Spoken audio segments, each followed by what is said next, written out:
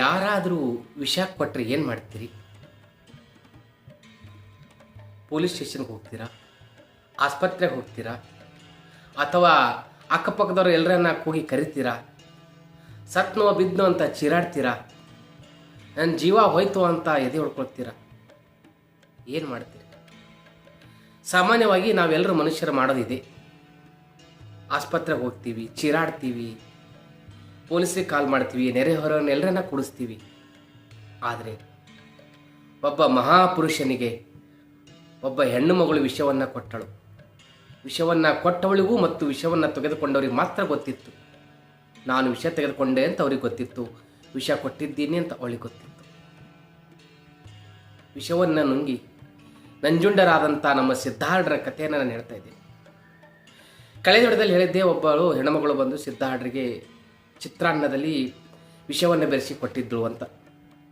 ಆದರೆ ವಿಷವನ್ನು ಉಂಡಂಥ ಸಿದ್ಧಾರ್ಢರ ಪರಿಸ್ಥಿತಿ ಏನಾಯಿತು ಗೊತ್ತೇನು? ಬಹಳ ಗಂಭೀರ ಪರಿಸ್ಥಿತಿ ಆಗಿಬಿಡ್ತು. ಅಜ್ಜ ಹೋಗ್ಬಿಟ್ರು ಅಂತ ಹುಬ್ಬಳ್ಳಿಯೆಲ್ಲ ಸುದ್ದಿಯಾಗಿತ್ತು. ಅದೆಲ್ಲವನ್ನು ಇವತ್ತಿನ ವಿಡಿಯೋದಲ್ಲಿ ತಿಳ್ಕೊಳ್ಳೋಣ. ಶರಣಾರ್ಥಿಗಳು, ನಾನಿದ್ದೀನಿ ನಿಮ್ಮ ಅರುಣ್ಸ್ ಡಿವೈನ್ ನೆರೆಟಿವ್ ಯೂಟ್ಯೂಬ್ ಚಾನಲ್ಗೆ ಸ್ವಾಗತ. ತಾವು ಇಲ್ಲಿವರೆಗೂ ನನ್ನ ಚಾನಲ್ ಸಬ್ಸ್ಕ್ರೈಬ್ ಮಾಡದೇ ಇದ್ದರೆ ದಯವಿಟ್ಟು ನನ್ನ ಚಾನಲ್ ಸಬ್ಸ್ಕ್ರೈಬ್ ಮಾಡಿ. ಬನ್ನಿ ಸಿದ್ಧಾರ್ಢರ ಚರಿತ್ರೆಯ ಮುಂದಿನ ಭಾಗವನ್ನು ತಿಳಿದುಕೊಳ್ಳೋಣ. ನಿಮಗೆ ಒಂದು ಪ್ರಶ್ನೆ ಕೇಳಬೇಕು. ನಿಮಗೆ ಯಾರಾದರೂ ವಿಷವನ್ನು ಕೊಟ್ಟರೆ ಏನು ಮಾಡ್ತೀರಿ? ಪೊಲೀಸ್ ಸ್ಟೇಷನ್ಗೆ ಹೋಗ್ತೀರೇನು? ಆಂಬುಲೆನ್ಸ್ ಕರೆಸಿ ಆಸ್ಪತ್ರೆಗೆ ದಾಖಲಾಗ್ತೀರೇನು? ಅಕ್ಕಪಕ್ಕದವರನ್ನ ಎಲ್ಲರನ್ನ ಕರೆದು ನನಗೆ ಇವರು ವಿಷ ಕೊಟ್ಟರು ಅಂತ ಚೀರಾಡ್ತೀರೇನು? ನಾವೆಲ್ಲರೂ ಮನುಷ್ಯರು, ಇದು ಸ್ವಾಭಾವಿಕ.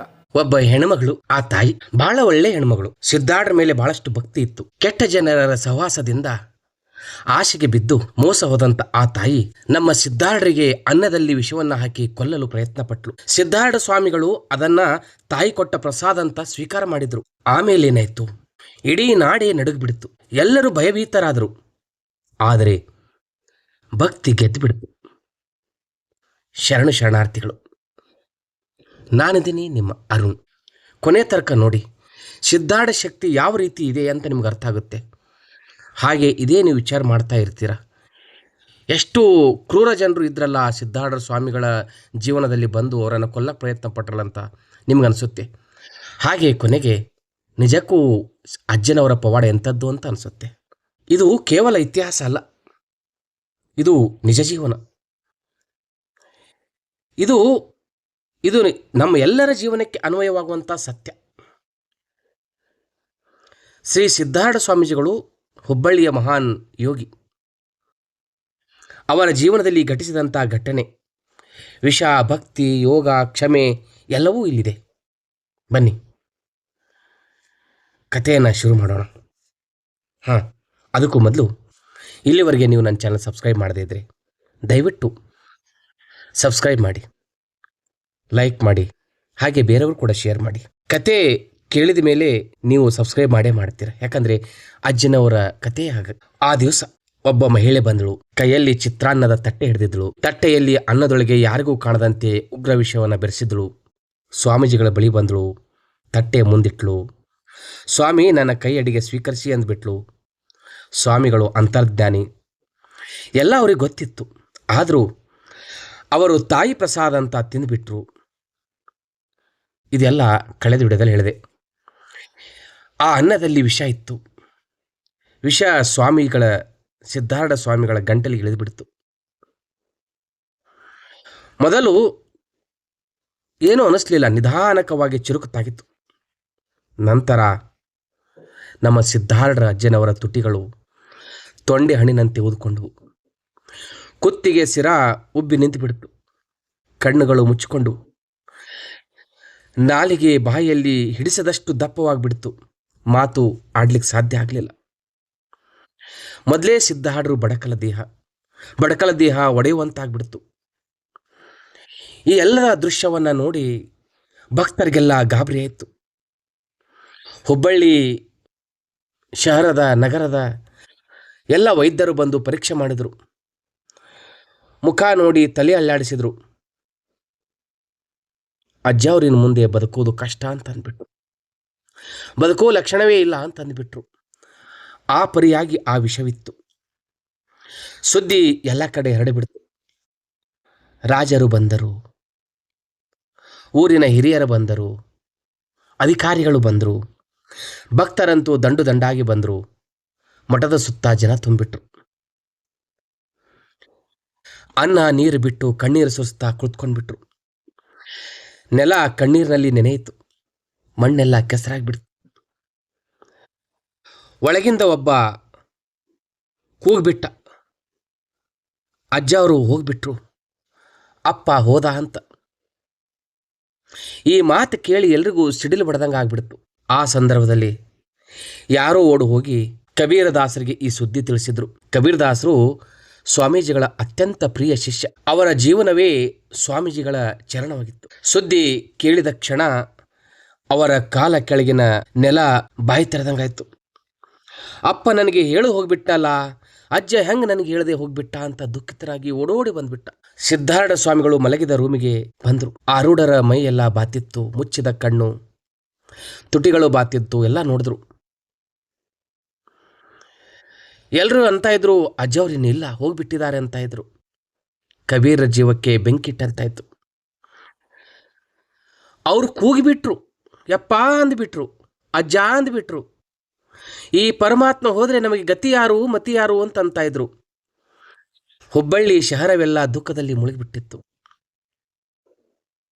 ಅವ್ರ ಹತ್ರ ಒಂದು ತ್ರಿಶೂಲ ಇತ್ತು, ಅದನ್ನು ಎತ್ತುಕೊಂಡ್ರು. ತಮ್ಮ ಎದೆಗೆ ತಿಳಿದುಕೊಳ್ಳಲು ಸಿದ್ಧ ಆಗ್ಬಿಟ್ರು ಅವರು ಕಬೀರರು. ಆ ಕ್ಷಣ ಬಾತ ಕಣ್ಣಿನಿಂದ ಕಾಣದ ಸ್ಥಿತಿಯಲ್ಲಿದ್ದಂಥ ಸಿದ್ಧಾರೂಢ ಸ್ವಾಮಿಗಳು ಕೈ ಅಲ್ಲಾಡಿಸಿದ್ರು. ಮೆಲ್ಲಗೆ ಬೇಡ ಅಂತ ಸನ್ನೆ ಮಾಡಿದ್ರು. ಕಬೀರರಿಗೆ ಹೋದ ಜೀವ ಮರಳಿ ಬಂದಂತಾಯ್ತು. ಮತ್ತೆ ಕೂಗಿದ್ರು, ಅಪ್ಪ ಅಂದುಬಿಟ್ರು. ಸ್ವಾಮಿಗಳು ಕ್ಷೀಣ ಸ್ವರದಲ್ಲಿ ನುಡಿದ್ರು, ಏನು ಕಬೀರ, ಏನು ಮಾಡ್ತಾ ಇದ್ದಿ ಅಂತ ಮೆಲ್ಲ ಧ್ವನಿಯಲ್ಲಿ ಅಂದುಬಿಟ್ರು. ಆ ಮಾತು ಕೇಳಿ ಕಬೀರರು ಕುಣಿದಾಡ್ಬಿಟ್ರು. ಅಪ್ಪ ಹೋಗಿಲ್ಲ, ಅಜ್ಜ ಸತ್ತಿಲ್ಲ, ನಮ್ಮಪ್ಪ ನಮಗಾಗಿ ಇದ್ದಾನೆ ಅಂತ ಕುಣಿತಾ ಹೋಗ್ಬಿಟ್ರು. ಮಕ್ಕಳು ಕುಣಿದಾಗೆ ಕುಣಿದ್ಬಿಟ್ರು. ಭಕ್ತರು ಶಯನ ಮಂದಿರ ಸುತ್ತ ಎಲ್ಲ ಸೇರಿಬಿಟ್ಟಿದ್ರು. ಸ್ವಾಮಿಗಳ ಅಪ್ಪಣೆಯಂತೆ ಅವಿಶ್ರಾಂತ ಶಿವಮಂತ್ರ ಜಪವನ್ನು ಆರಂಭ ಮಾಡಿದರು. ಒಂದು ದಿನ ಕಳೆಯಿತು, 5 ದಿವಸಗಳು ಕಳೆದವು, 10 ದಿನಗಳು ಕಳೆದವು. ದಿನದಿಂದ ದಿನಕ್ಕೆ ಸ್ವಾಮಿಗಳ ಮೈ ತಣ್ಣಗಾಗುತ್ತಾ ನಡೆದುಬಿಡ್ತು. ಆದರೆ ಭಕ್ತರು ನಿಲ್ಲಲಿಲ್ಲ. ನಾಮಸ್ಮರಣೆ ನಿಲ್ಲಿಸಲೇ ಇಲ್ಲ, ಶಿವಮಂತ್ರ ನಿಲ್ಲಿಸಲೇ ಇಲ್ಲ. ಓಂ ನಮಃ ಶಿವಾಯ, ಓಂ ನಮಃ ಶಿವಾಯ ಅಂತಾನೇ ಇದ್ರು. 21ನೇ ದಿನ ಭಕ್ತರ ಮೊರೆ, ಭಕ್ತರ ನಾಮಸ್ಮರಣೆ ಆ ಪರಶಿವನಾದಂಥ ಮಹಾದೇವನಿಗೆ ಕೇಳಿಸ್ತು. ಸ್ವಾಮಿಗಳ ಯೋಗಶಕ್ತಿ, ನಾಮಸ್ಮರಣೆಯ ಬಲ ವಿಷವನ್ನೇ ನುಂಗ್ಬಿಡ್ತು. ನಂಜನ್ನ ಉಂಡಂಥ ಸಿದ್ಧರು ನಂಜುಂಡರಾಗ್ಬಿಟ್ರು. ಆದರೆ ವಿಷ ಕೊಟ್ಟಂಥ ತಾಯಿ ಸ್ವಾಮಿ ಬದುಕಿ ಬಂದ ಸುದ್ದಿ ಕೇಳಿ ಆಕೆಯ ಬುದ್ಧಿ ಭ್ರಮಿಸಿಬಿಡ್ತು. ದೇವ, ನಿನಗೆ ವಿಷ ಕೊಟ್ಟನಲ್ಲಪ್ಪ ನಾನು ಅಂತ ಕೂಗ್ತಾ ಇದ್ದಳು. ಬಟ್ಟೆ ಹರಿದುಕೊಂಡ್ಳು, ಕೂದಲು ಕಿತ್ಕೊಂಡ್ಳು, ರಾತ್ರಿಯೆಲ್ಲ ಚೀರ್ತಾ ಇದ್ದಳು, ಇಡೀ ರಾತ್ರಿಯೆಲ್ಲ ಅರ್ಚ್ಕೊಂಡು ಬಿಟ್ಳು, ಹುಚ್ಚಿಯಾಗ್ಬಿಟ್ಲು. ಆಗ ಯಾರು ಹೋದರ ಗೊತ್ತಾ? ಸ್ವಾಮಿಗಳೇ ಸ್ವತಃ ಅವಳ ಮನೆಗೆ ಹೋದರು. ಅವಳು ದಪ್ಪಂತ ಅವಳ ಚರಣವನ್ನು ಹಿಡಿದುಬಿಟ್ಳು, ಸಿದ್ಧಾರ್ಥ ಚರಣವನ್ನು. ಕಣ್ಣೀರ ಕೋಡಿ ಹರಿತು. ಸ್ವಾಮಿಗಳು ಅವಳ ತಲೆಯ ಮೇಲೆ ಶ್ರೀಪಾದ ಇಟ್ಟರು. ಅವಳ ಹಲಬವು ನಿಂತು ಬಿಡ್ತು. ಕರ್ಮದ ಪಡಗ ಒಡೆಯಿತು. ಈ ಕಥೆ ಕೇಳಿ ನಿಮ್ಮ ಮನಸ್ಸಿಗೆ ಏನು ಅನಿಸ್ಬಿಡ್ತು? ದುಃಖ ಆಗುತ್ತೆ. ಸಿದ್ಧಾರ್ಥ ಸ್ವಾಮಿಗಳಿಗೆ ವಿಷ ಹಾಕಿಬಿಟ್ರಲ್ಲ, ಯಾರಿಗೂ ಕೆಟ್ಟದ್ದನ್ನು ಮಾಡದಂಥವ್ರವರು ಮೋಸದಿಂದ ಅನ್ನದಲ್ಲಿ ವಿಷವನ್ನು ಬರೆಸ್ಬಿಟ್ರಲ್ಲ. ಮಾತನ್ನು ನೆನಪಿಡಿ, 4 ಮಾತು. ಒಂದು, ಕ್ಷಮೆ. ವಿಷ ತಿಂದರೂ ಕ್ಷಮಿಸಿದ ಸ್ವಾಮೀಜಿಗಳ ಶಕ್ತಿ ನಮ್ಮ ಹತ್ರ ಇಲ್ಲ, ಅದು ಆರೂಢರಿಗೆ ಇತ್ತು. 2, ಭಕ್ತಿ ಕಬೀರದಾಸರ ಭಕ್ತಿ ಮೃತ್ಯುವನ್ನೇ ತಡೆದುಬಿಡ್ತು. 3. ನಾಮಸ್ಮರಣೆ. ಓಂ ನಮಃ ಶಿವಾಯ ವಿಷಕ್ಕಿಂತ ಬಹಳ ಶಕ್ತಿಶಾಲಿಯಾದಂಥ ನಾಮಸ್ಮರಣೆ ಆಗಿಬಿಡ್ತು. 4ನೇದು ಕರ್ಮ. ತಪ್ಪು ಮಾಡಿದಾಗ ಪಶ್ಚಾತ್ತಾಪ ಮಾತ್ರ ಮುಕ್ತಿ. ಜೈ ಶ್ರೀ ಸಿದ್ಧಾರೂಢಾಯ ನಮಃ. ಓಂ ಶ್ರೀ ಗುರುನಾಥಾಯ ನಮಃ. ಓಂ ನಮಃ ಶಿವಾಯ. ಈ ಸಿದ್ಧಾರ್ಢ ಅಜ್ಜನವರ ಕಥೆ ತಮಗೆ ಇಷ್ಟವಾಗಿದ್ದರೆ ದಯವಿಟ್ಟು ನನ್ನ ಚಾನಲ್ ಸಬ್ಸ್ಕ್ರೈಬ್ ಮಾಡಿ. ಮತ್ತು ನನ್ನ ಯೂಟ್ಯೂಬ್ ಚಾನಲ್ನಲ್ಲಿ ಸಾಕಷ್ಟು ವಿಡಿಯೋಗಳನ್ನು ನಾನು ಅಪ್ಲೋಡ್ ಮಾಡುತ್ತೇನೆ. ಅದೆಲ್ಲವನ್ನು ತಾವು ನೋಡಿ ಮತ್ತೆ ಮುಂದಿನ ವಿಡಿಯೋದಲ್ಲಿ ಭೇಟಿಯಾಗೋಣ. ನಾನಿದ್ದೀನಿ ನಿಮ್ಮ ಅರುಣ್. ಶರಣು ಶರಣಾರ್ಥಿಗಳು. ಈ ಸಿದ್ಧಾರೂಢರ ವಿಷಯ ಪ್ರಸಂಗ ಕತೆ ಕೇಳಿದ ಮೇಲೆ ನಿಮಗೇನು ಅನ್ನಿಸ್ತು ಕಮೆಂಟ್ ಬಾಕ್ಸ್ನಲ್ಲಿ ತಿಳಿಸಿ. ಹಾಗೆ ಕಮೆಂಟ್ ಬಾಕ್ಸ್ನಲ್ಲಿ ಓಂ ನಮಃ ಶಿವಾಯ ಅಂತ ಟೈಪ್ ಮಾಡೋದು ಕೂಡ ಮರಿಬೇಡಿ.